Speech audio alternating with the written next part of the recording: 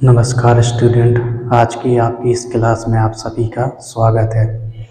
अभी अपन ने परमाणु संरचना से संबंधित जो टॉपिक है या जो चैप्टर है वो अपन ने कंप्लीट कर लिया है। आज अपन एक नया टॉपिक और नया चैप्टर है ना शुरू कर रहे हैं। तो जो आज का जो हमारा जो टॉपिक है, जो चैप्टर है, ठीक है ना, वो है तत्वों का वर्गीकरण और गुणधर्मों में आवर्तता। यानी कि तत्वों का अध्ययन करने के लिए, ठीक है ना, विभिन्न वैज्ञानिकों ने अपनी अपनी है ना सारणियाँ प्रस्तुत की थी, या मान के चलिए उसका अध्ययन करने के लिए कुछ व्यवस्थाएं बताई थी, ठीक है ना।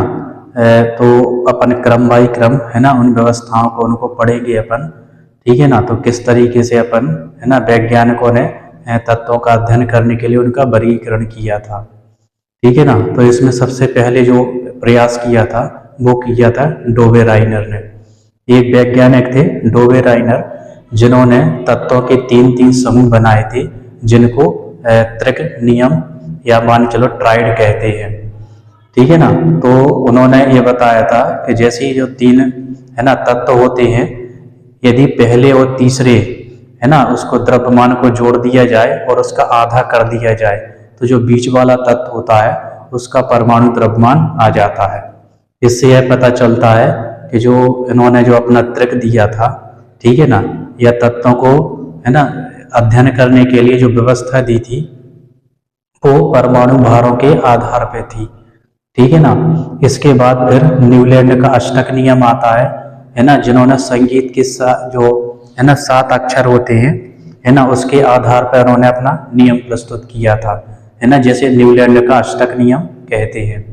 तो वो भी अपन पढ़ेंगे और उसके बाद फिर अपन पढ़ेंगे मेंडलीव की आवर्त सारणी, ठीक है ना। तो पहले अपन जो जो छोटे छोटे हैं, इसके और भी है ना वैज्ञानिक, जैसे लोथर मेयर वक्र भी है, लेकिन वो उतना है ना ज़्यादा वो नहीं कर पाया, क्योंकि जो तत्वों की जो संख्या है वो बहुत ज़्यादा है।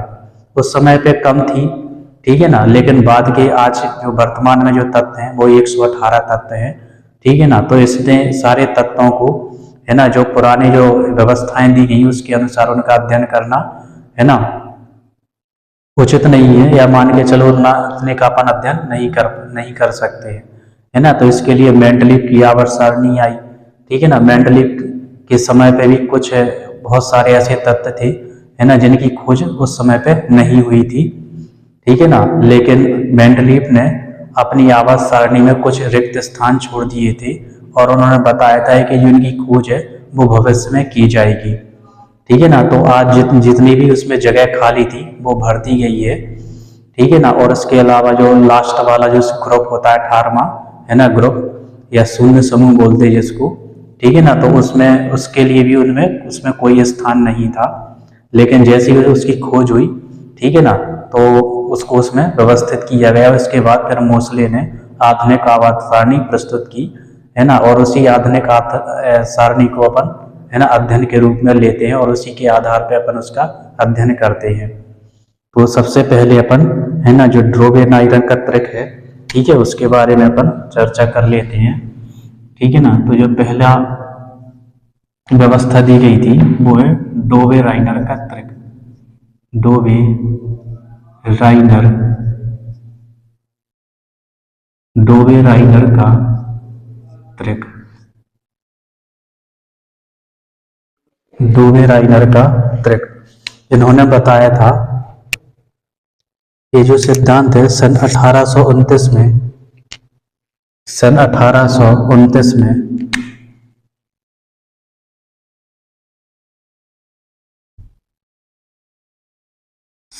1829 में डोबे राइनर ने डोबे राइनर ने सन 1829 में डोबे राइनर ने तत्वों की या तत्वों को तीन तीन समूहों में तत्वों को तीन तीन समूहों में तीन तीन के समूहों में तीन तीन के समूहों में तीन तीन के समूहों में समूहों में वर्गीकृत किया था, वर्गीकृत किया। ठीक है ना। सन 1829 में डोबे राइनर ने, है ना, तत्वों को तीन तीन ये समूह वर्गीकृत किया और यह प्रत्येक समूह त्रिक कहलाता था। प्रत्येक समूह, इसका जो प्रत्येक समूह था, प्रत्येक समूह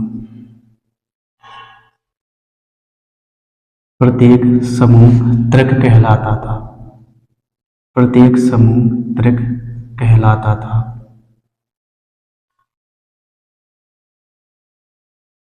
प्रत्येक समूह त्रिक कहलाता था। त्रिक के मध्य वाले, त्रिक के मध्य वाले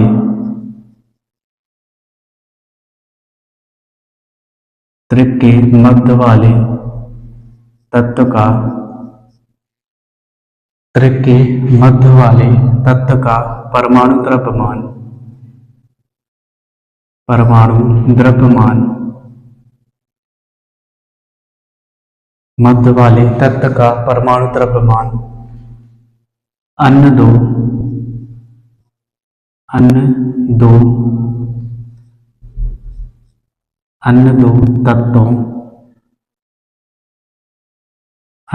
तत्वों के द्रव्यमानों,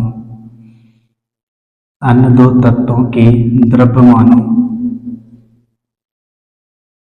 अन्य दो तत्वों के द्रव्यमानों के योग का आधा था, योग का आधा था। ठीक है ना। तो इन्होंने क्या है, तीन तीन के त्रिक बनाए थे या तीन तीन के समूह बनाए थे, जिसमें जो अगल बगल का है उसका यदि अपन परमाणु द्रव्यमान जोड़ दें उसको और उसको आधा कर दें, यानी कि 2 से भाग लगा दें, तो बीच वाले तत्व का जो परमाणु द्रव्यमान है वो आ जाता था। तो अपन देख लेते lithium, sodium, potassium. Lithium,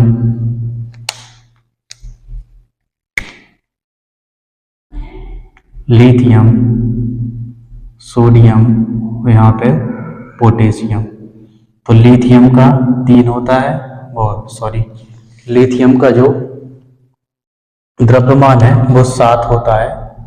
lithium का द्रव्यमान 7, सोडियम का 23 और पोटेशियम का 39। 23 और 39। इसमें अपन पहले वाले और तीसरे वाले को अपन जोड़ दें, 7 प्लस में 39, इन दोनों को जोड़ दें और आधा कर दें, मतलब 2 से भाग लगा दें। तो जैसे ही अपन इसको जोड़ते हैं, ठीक है ना, तो इसका क्या है, द्रव्यमान आ जाता है 39, 40 और 46। ठीक है ना। और तो इसका आधा कर देंगे तो 23 आ जाएगा। तो इस तरीके से इसका जो द्रव्यमान आ जाता है। इसी के बाद और देखते हैं अपन chlorine, bromine, iodine. Chlorine, bromine और आयोडीन। क्लोरीन का द्रव्यमान होता है 35.5, इसका हो जाएगा 80, इसका 80 और इसका होता है 127। इन दोनों को जोड़ देंगे तो इसी के समथिंग आएगा। एक को इसका तो एक बिल्कुल है ना फिक्स आ रहा है कि 23 है, लेकिन इसमें थोड़ा है ना ज्यादा आ जाता है, तो इसको अपन जोड़ेंगे 35.5 और प्लस में 127। जैसे ही अपन इनको जोड़ते हैं, ठीक है ना, इसको जैसे ही अपन जोड़ेंगे तो ये आता है, जैसे ही अपन इसको है ना जोड़ते हैं, जैसे इसको अपन यहाँ पे जोड़ते हैं तो यह आ जाता है 162.5। और जैसे ही इसमें 2 का भाग लगाएंगे, ठीक है ना, तो इसके समथिंग आता है, ये आएगा 81.25, जो इसी के है ना आसपास आ रहा है। ठीक है ना। तो इस तरीके से ने है ना डोबे राइनर ने अपने जो त्रिक बनाए थे, लेकिन क्या है, परमाणु की जो तत्वों की जो संख्या है वो बहुत ज्यादा थी। ठीक है ना। तो इसके द्वारा सभी तत्वों के परमाणु द्रव्यमान को नहीं समझाया जा सकता था। ठीक है ना। तो इस विधि से समस्त ज्ञात तत्वों को त्रिकों में वर्गीकृत नहीं किया जा सकता, ये इसकी कमी थी। ठीक है ना, कि जितने भी तत्व उस समय पे ज्ञात थे, है ना, सभी के क्या है, तर्क नहीं बनाए जा सकते थे, इसलिए ये नियम क्या हो गया, फ्लॉप हो गया था। ठीक है ना। इसके बाद अपन पढ़ते हैं, है ना, न्यूलैंड का अष्टक नियम। मैं इसको 7 किए दे रहा हूं। ठीक है, इसके बाद अपन पढ़ते हैं न्यूलैंड का अष्टक नियम। इसके बाद है अगला नियम है न्यूलैंड का अष्टक नियम। न्यूलैंड का अष्टक नियम सन 1865 में, सन 1865 में न्यूलैंड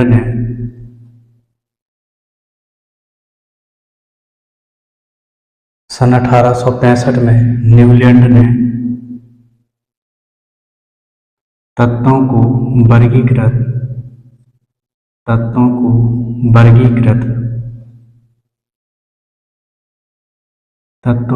वर्गीकृत करने के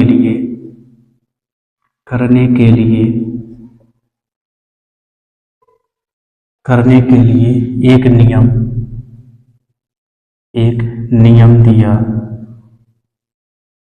नियम दिया जिसे न्यूलैंड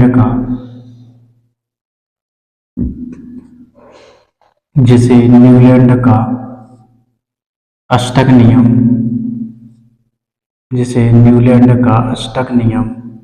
कहते हैं।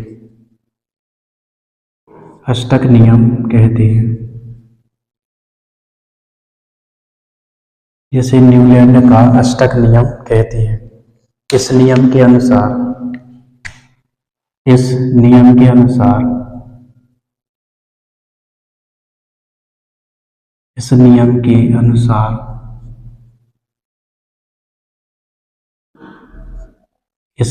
अनुसार यदि तत्वों को उनके बढ़ते हुए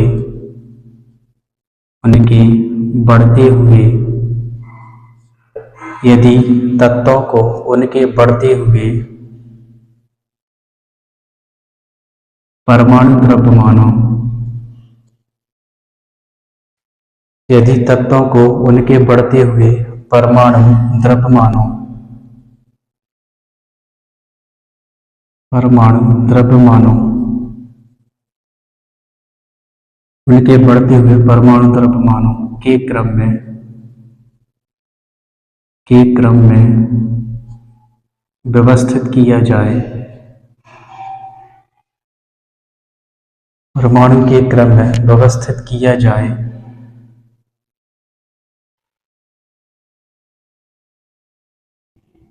व्यवस्थित किया जाए,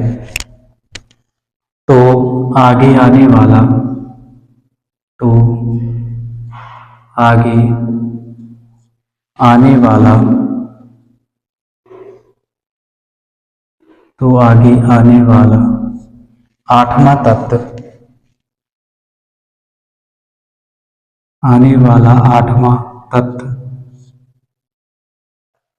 आठवां तत्व पहले तत्व के समान,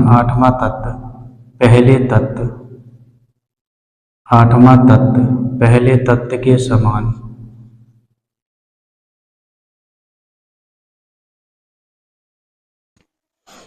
किया जाए, तो आगे आने वाला आठवां तत्व पहले तत्व के समान गुण प्रदर्शित करता है।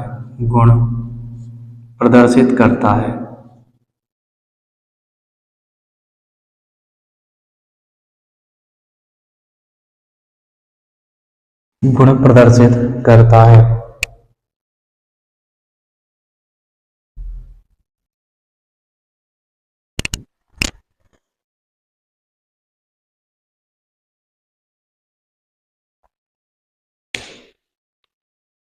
ठीक है ना। इस नियम के अनुसार यदि तत्वों को उनके बढ़ते हुए परमाणु द्रव्यमानों के क्रम में व्यवस्थित किया जाए, तो आगे आने वाला जो आठवां तत्व है, ठीक है ना, वो पहले तत्व से क्या है, समानता प्रदर्शित करता है।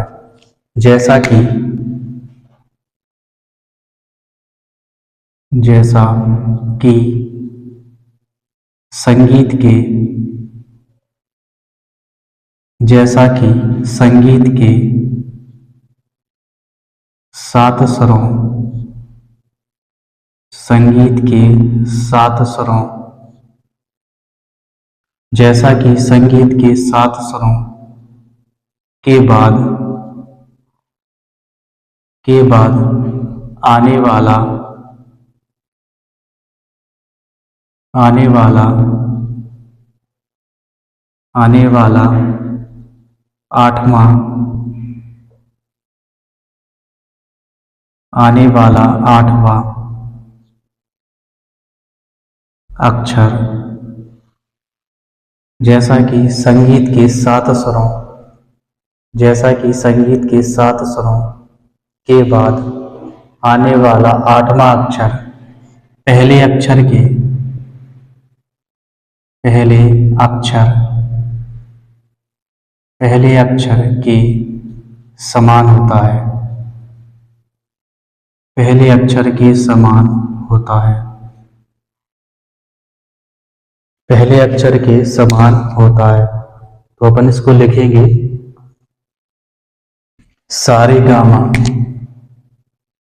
सा रे गा मा पा धा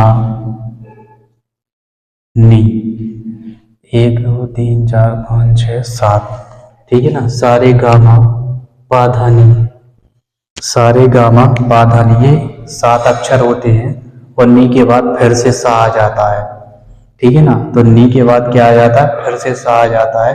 तो इसी प्रकार उन्होंने भी कहा था कि तत्वों में भी इसी प्रकार की आवर्तता पाई जाती है कि जैसे 7 तत्व हो जाएंगे ठीक है ना। तो जो आगे आने वाला जो 8वां तत्व होगा वो पहले के समान गुण प्रदर्शित करता है ठीक है ना। तो इसके पहले जो अपन ने जो नियम पढ़ा था है ना डोबेराइडर का वो भी क्या है परमाणु द्रव्यमान के आधार पर था ठीक है ना।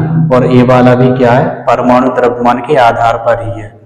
इसके बाद जो मेंडलीव की आवर्त सारणी आएगी तो वो भी क्या है परमाणु द्रव्यमान के आधार पर ही है ठीक है ना। मोसले ही एक ऐसे वैज्ञानिक थे जिन्होंने अपनी जो आवर्त सारणी है या जो तत्वों को वर्गीकरण करने की जो व्यवस्था है वो परमाणु क्रमांक के आधार पर दी थी ठीक है ना। परमाणु क्रमांक के आधार पर दी थी। तो इस तरह से अपन ये भी बोल सकते हैं कि जो परमाणु क्रमांक की जो खोज है वो मोसले ने की थी ठीक है ना। और जो परमाणु द्रव्यमान की जो खोज है वो पहले ही हो चुकी थी ठीक है ना। लेकिन जो क्रमांक की खोज है वो मोसले ने की थी।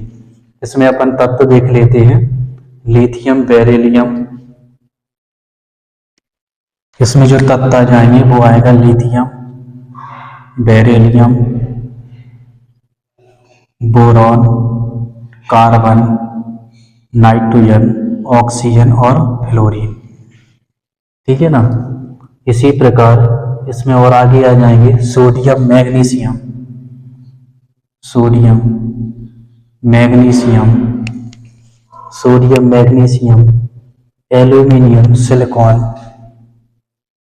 एल्यूमिनियम सिलिकॉन फास्फोरस सल्फर और क्लोरीन और इसके बाद सोडियम व पोटेशियम और कैल्शियम इसके बाद पोटेशियम और कैल्शियम। तो ये जो इनकी जो व्यवस्था थी वो कैल्शियम तक ही सीमित है ठीक है ना। इसके बाद के जो तत्व है इसमें व्यवस्थित या इसमें जो फिट है वो नहीं बैठ पाते हैं ठीक है ना। तो इनका जो नियम था ये केवल कैल्शियम तक ही जाता है ठीक है ना। तो ये क्या है ये कैल्शियम तक ही जाता है। बाद में देखा गया कि यह नियम उच्च परमाणु भार वाले तत्वों पे लागू नहीं होता, यह केवल कैल्शियम तक ही सही प्रतीत होता है ठीक है ना। तो इस तरीके से अपन ने व्यवस्था देखी। इसमें अपन ये भी लिख सकते हैं जो यह नियम है यह नियम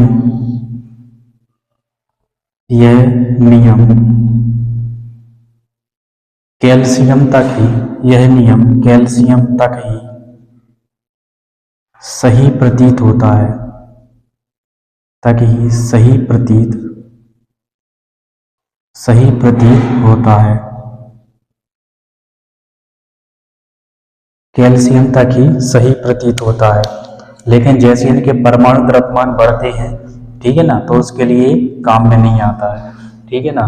तो जिनके अधिक होते हैं या उच्च परमाणु भार वाले, इसमें लिख सकते हैं अपन, और उच्च परमाणु भार वाले, उच्च परमाणु भार वाले, उच्च परमाणु भार वाले तत्वों पर यह नियम लागू नहीं होता, यह नियम लागू नहीं होता, यह नियम लागू नहीं होता, यानी कि ये कैल्शियम तक ही सीमित है, ठीक है ना। तो इस तरीके से मेंडलीव ने अपना, है ना, काफी कुल अच्छा प्रयास किया था, है ना, तत्वों को समझाने के लिए, लेकिन चूंकि तत्वों की संख्या ज्यादा है, इसलिए, है ना, इस नियम के द्वारा उसको नहीं समझाया जा सका। चलिए अब इसके बाद अपन, है ना, मेंडलीव की आवर्त सारणी जो है, मेंडलीव के बारे में थोड़ा बहुत पढ़ लेते हैं, ठीक है ना।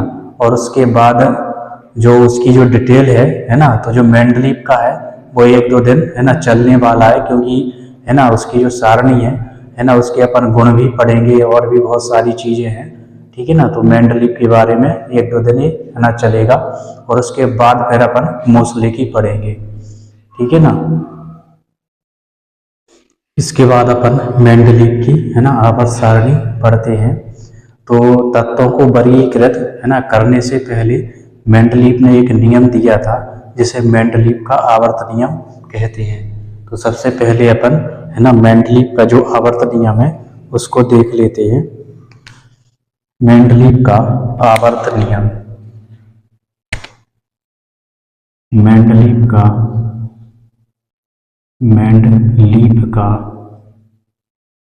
आवर्त नियम,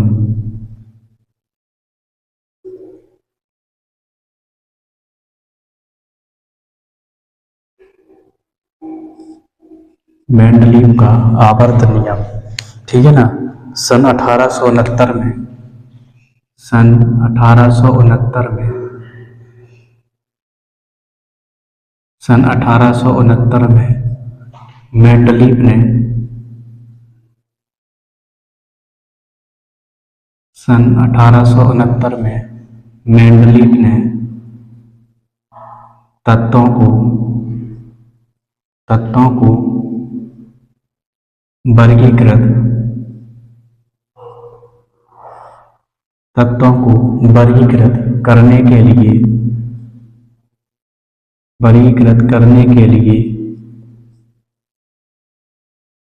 एक नियम प्रस्तुत किया, एक नियम प्रस्तुत किया,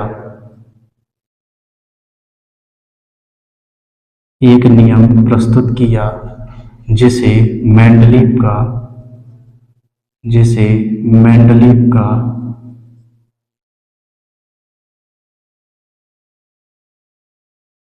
जिसे मेंडलीव का आवर्त नियम, जिसे मेंडलीव का आवर्त नियम, आवर्त नियम कहते हैं, जिसे मेंडलीव का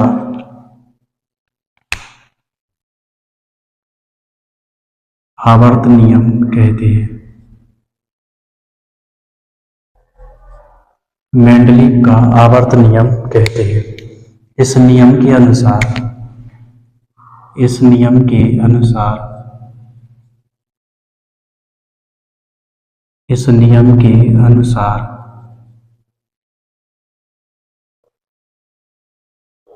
इस नियम के अनुसार तत्वों के भौतिक एवं रासायनिक, तत्वों के भौतिक, तत्वों के भौतिक एवं रासायनिक गुण,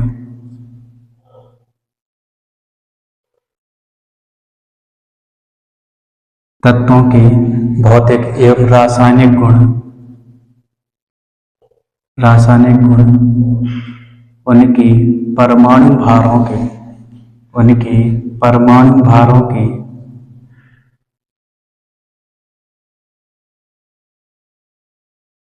उनके परमाणु भारों के आवर्ती फलन होते हैं। परमाणु भारों के आवर्ती फलन होते हैं।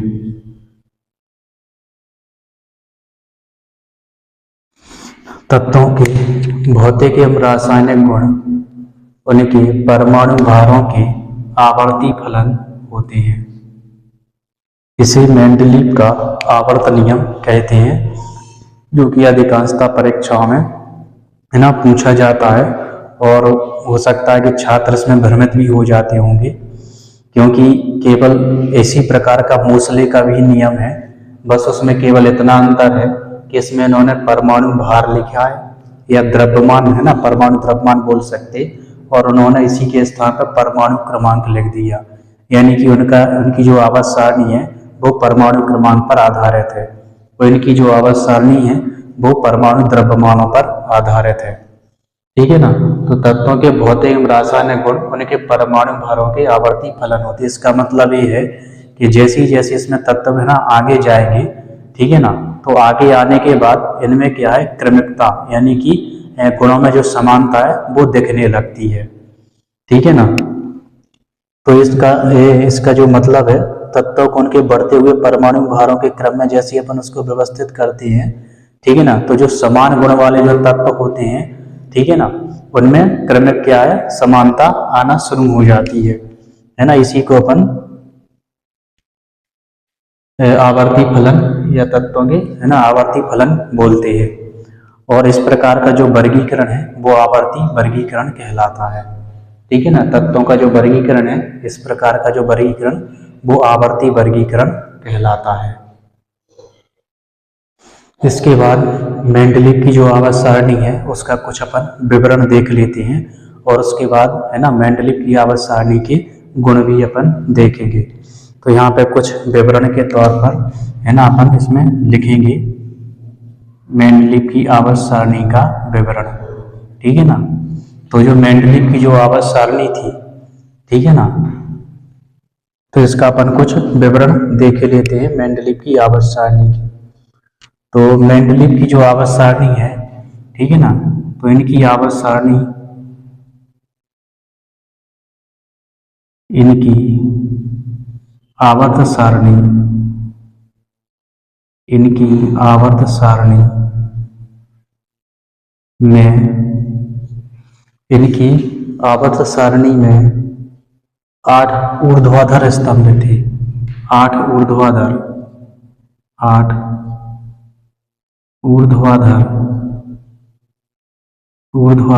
स्तंभ हैं। 8 ऊर्ध्वाधर स्तंभ हैं। ठीक है ना। इनकी जो आवर्त सारणी है, ठीक है ना, इनकी आवर्त सारणी में 8 ऊर्ध्वाधर स्तंभ हैं, जिन्हें समूह कहते हैं। जिन्हें समूह कहते हैं।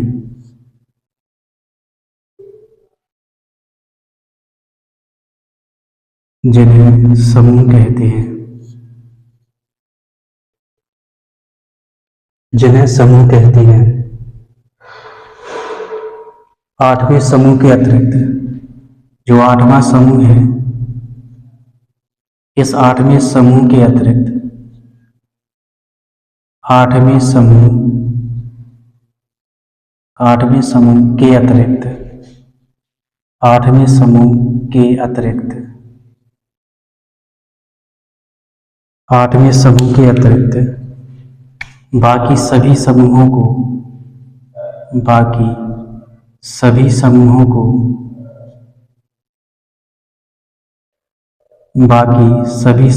को दो उपवर्गों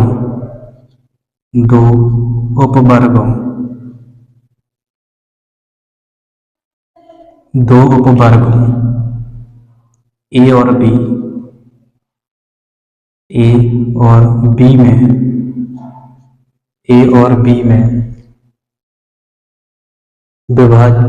और बी में ए और बी में समूह कहते हैं 8वें समूह के अतिरिक्त बाकी सभी समूह को, बाकी सभी समूह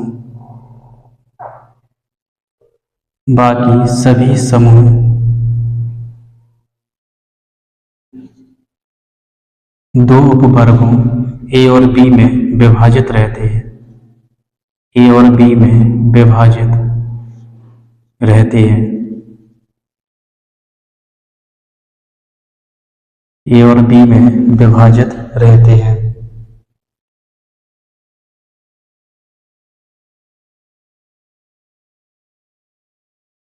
जितने भी उपसमूह हैं इनमें क्या है, काफी समानता भी रहती है, ठीक है ना, काफी समानता भी रहती है। इसके अलावा इसमें इस सारणी में 7 क्षैतिज पंक्तियां भी हैं। इसके बाद इसकी जो आवर्त सारणी है ना, तो आवर्त सारणी में 7 क्षैतिज पंक्तियां भी हैं, 7 क्षैतिज पंक्तियां भी हैं, 7 क्षैतिज पंक्तियां हैं।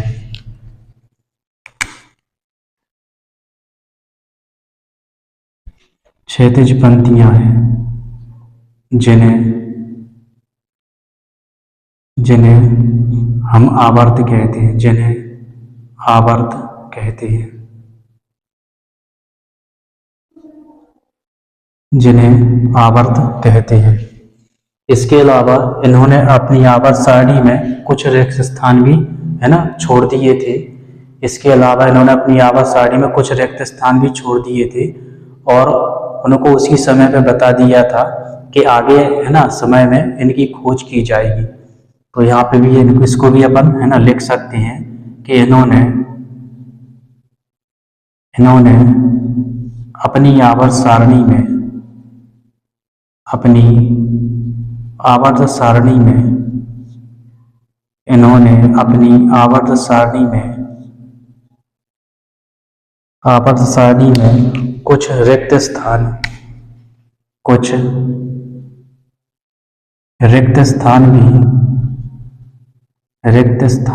भी छोड़ दिए थे, रिक्त स्थान भी छोड़ दिए थे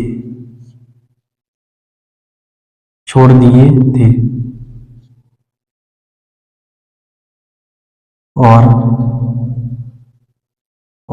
भविष्यवाणी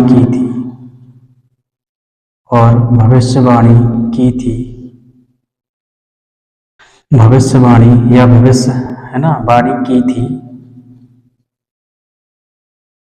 कि इन तत्वों की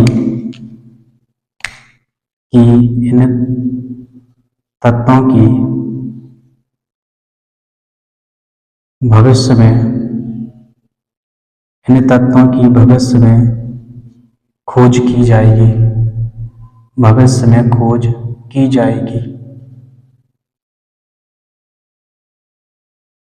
में खोज की जाएगी, इसके अपन उदाहरण देखते हैं, ठीक है ना।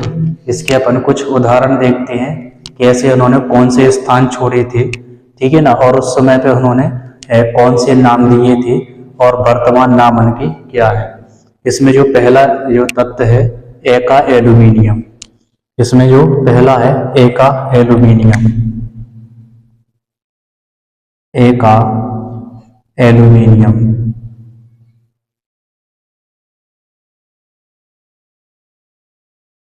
एका एल्यूमिनियम। इसके बाद जो दूसरा है वो है एका सिलिकॉन, एका सिलिकॉन, एका सिलिकॉन।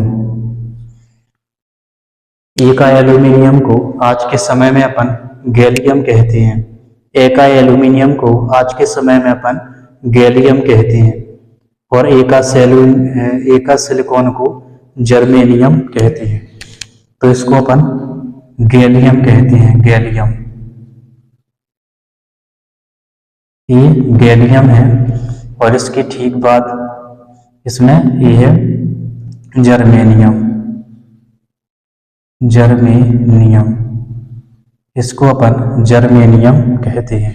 ये भी अधिकांशतः है ना परीक्षा में पूछा जा सकता है या पूछा जाता है कि जो एका एल्यूमिनियम है, ठीक है ना, तो इसके आज वर्तमान नाम इसका क्या है। उस समय पे उन्होंने जो खाली स्थान थे उसमें ये नाम है ना जोड़ दिए थे, उसमें बोल दिया था, ठीक है ना।